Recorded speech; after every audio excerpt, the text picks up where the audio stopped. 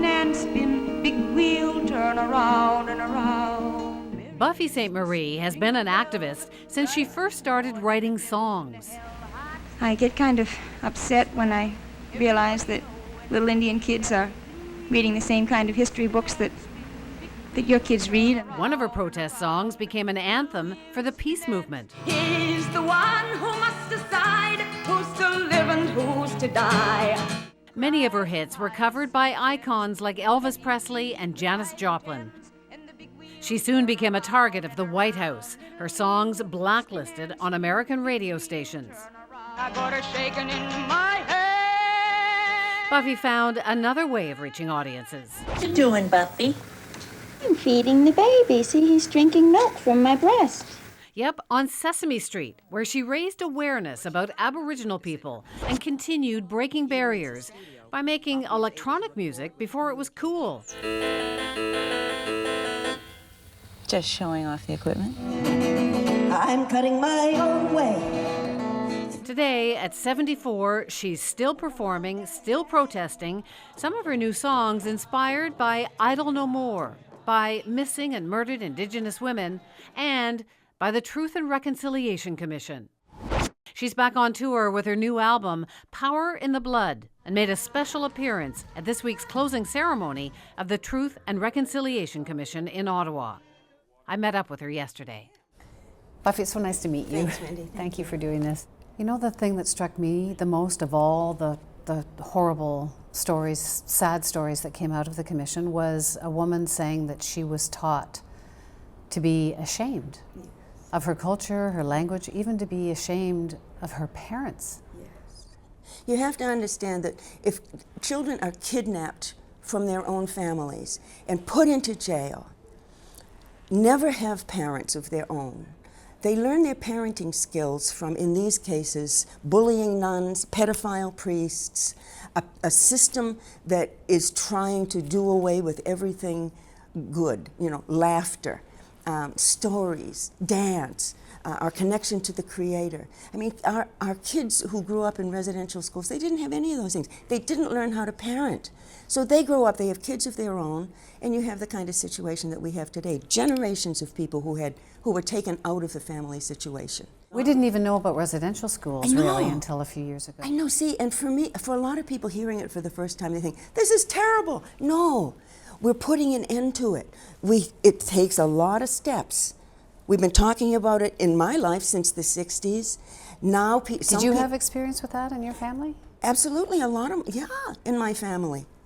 Aunties, aunts, brothers, sisters, they were all in residential school. My parents were in residential school. I was taken away from my culture, so I didn't go to residential school. I had different kinds of problems. No, I'm not only have been involved with people who have been in residential schools, but throughout the process, even before Truth and Reconciliation was happening, I knew and discussed, had conversations. This has been a running conversation with friends who are lawyers. I know some of the commissioners and a lot of the survivors. So this is new to the Canadian public, yeah, because it's peak public awareness right now. But no, it's been going on for a long time. People have been aching for this. I mean, if you had family members murdered and nobody investigated, it would be progress even to find the body. Do you know what I mean? It's a terrible thing, but that would be progress. And then you can at least begin. Why do you have hope now, though? I have hope now because it's not new for me. It's because I know a lot of people who are really concerned with this on lots of levels. Some of them are lawyers, some are teachers. I work a lot with Canadian universities who are mandated to teach accurate Aboriginal everything, to be involved with their local people. And a lot of those college professors they are finally understanding that they have been miseducated deliberately from a system that originated in the Inquisition. I mean, it's crazy that our educational system came down through something so twisted, so twisted. You've been writing and singing about this for 50 years. It must feel good to see more attention, finally. It is, a wider attention. But it's not new information for a whole lot of smart people, native and non-native. But everything has to change. Laws have to change. Funding has to change. People have to understand that not only not only did a lot of Canadians know what was going on. I mean, this was in the Ottawa Citizen in 1907.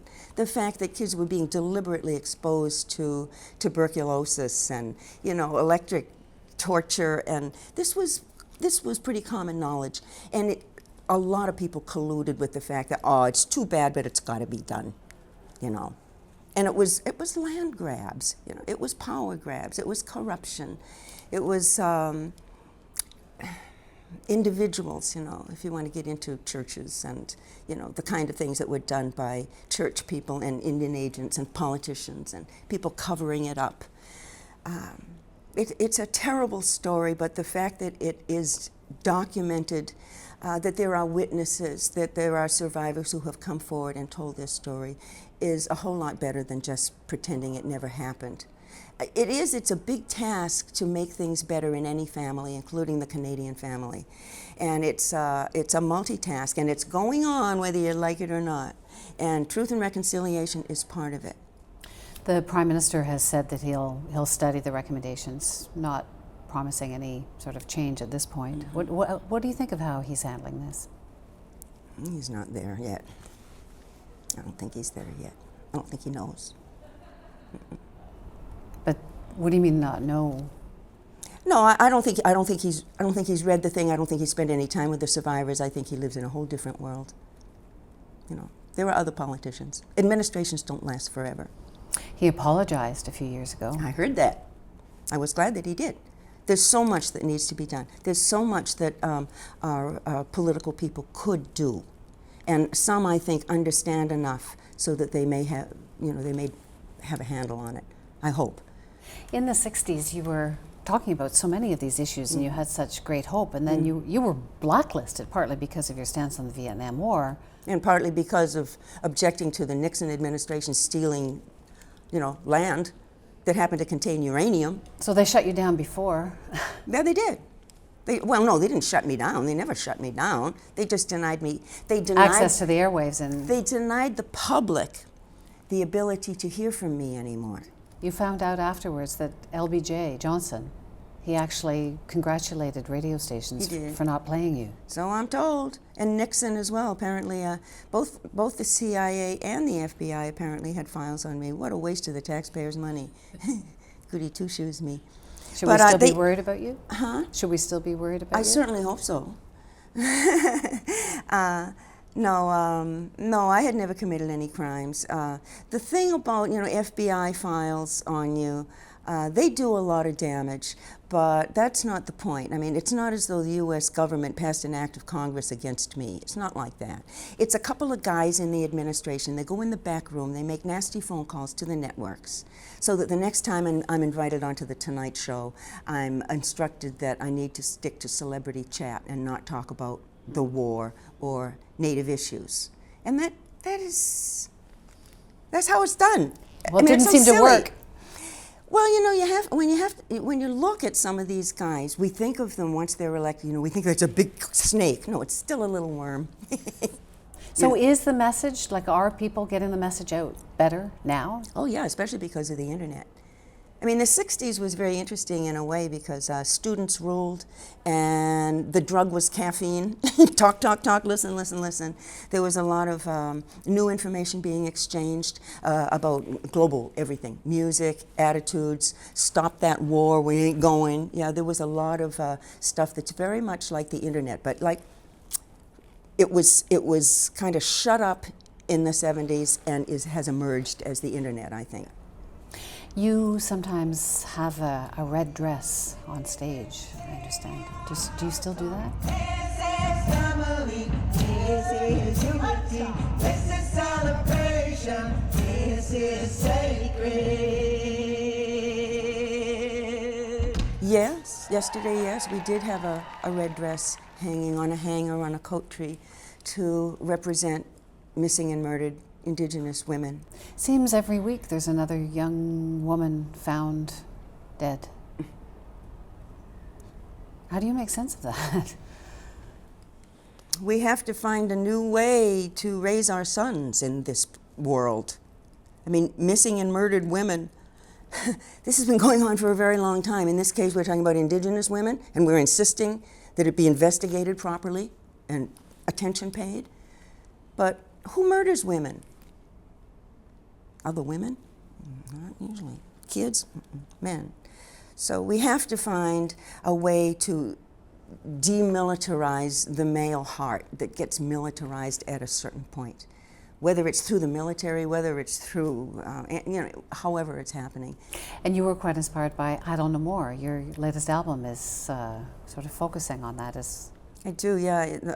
My latest album, which is called Power in the Blood, mentions Idle No More, I don't know, 2 or 3 times in different songs. And Idle No More is very, very interesting. It's an extension of what we've been doing all along. People shouldn't think of Idle No More as some kind of hierarchical club, where there's a president and a vice president. It's not like that, no. This is a true grassroots movement responding to local issues as appropriate. Is it growing? Because we don't hear as much right now. That's because it's real. It's real. It's not sketched out like a publicity campaign. It's not like that, no. Whoever can show up does. It doesn't go away. If somebody's busy that day, the issues remain the same, and it's all over the internet, and it is going on. Idle No More in New Zealand. Idle No More is known in Aboriginal Australia. I mean, you mentioned Idle No More in Australia. People know what it is. Idle No More is not just in Canada. Idle No More is a grassroots movement all over the world to make things better. You're back on tour with your new album. Oh boy, am I ever. You're 74. Oh, honey. I just went around the world. I started in Hawaii. In 3 weeks we went Hawaii, Australia, Hong Kong, Wales, Scotland, Ireland, England. We were doing arena tours with Morrissey. Then New York and LA and back to Hawaii. I'm dizzy. I don't usually like to go on the road for more than 2 weeks, but we've gone out 3 times. We went out for a month, so I go home for a few days, then we go out for another month of North America, so Canada and the U.S. You're like Mick Jagger, you just go on forever. Oh gosh, maybe, huh? Buffy, it's been such a pleasure to meet you. Thanks, Wendy. Thank you.